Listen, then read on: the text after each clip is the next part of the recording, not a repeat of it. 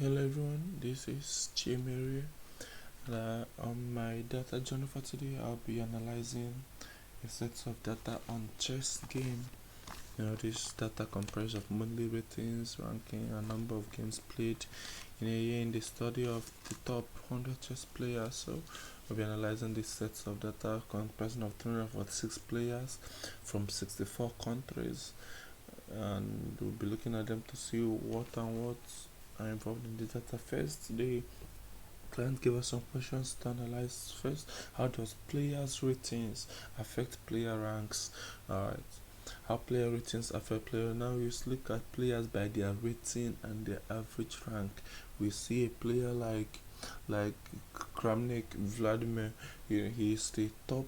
He had the highest rating, 317,668, and still he is the, like, on average he is the highest ranked.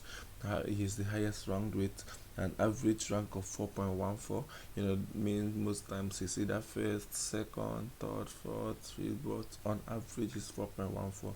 The one with the second highest rating is an Vishwanath, and we see his rating, the rating of 317,535, and the second highest average rating, so the second highest average rank of 4.53. So we say that generally the higher your rank, so the higher your ratings, then the higher your rank. And this also applies generally in life. I mean, the more ratings you have in anything, the more you're likely going to come out on top. So we see that ratings affect the player ranks. The more your rating, the higher your rank. Now the second question: how many females are woman grandmaster? Alright, here we see there is only one woman grandmaster, and there are 345 grandmasters male. So one woman grandmaster and 345 grandmasters. Alright. Now number three, which country had the highest rating? Now here we look at Russia with a rating of 7,268,310.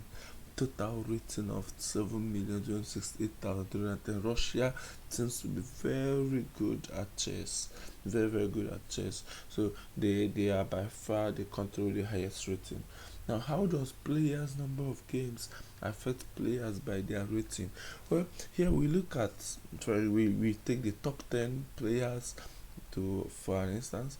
Looking at this, we see here, you see that this graph is not really a steady graph.